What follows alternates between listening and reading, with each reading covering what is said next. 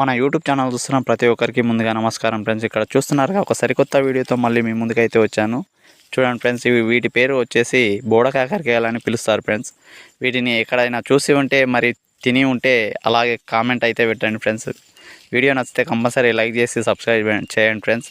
ఈ వీడియో మాత్రం చాలామందికి షుగర్ పేషెంట్కు ఉపయోగపడతారు ఫ్రెండ్స్.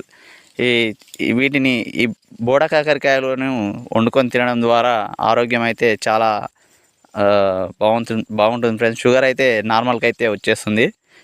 ఎంత షుగర్ ఉన్నా, ఎంత పర్సెంట్ షుగర్ ఉన్నా వీటిని కంటిన్యూగా వండుకొని తినడం ద్వారా షుగర్ అయితే నార్మల్గా అయితే వచ్చేస్తుంది ఫ్రెండ్స్. ఇవి ఎటువంటి రసాయనాలు లేకుండా పండే కాయలు కాబట్టి ఇవి అడవిలోనే మాత్రమే దొరుకుతాయి ఫ్రెండ్స్.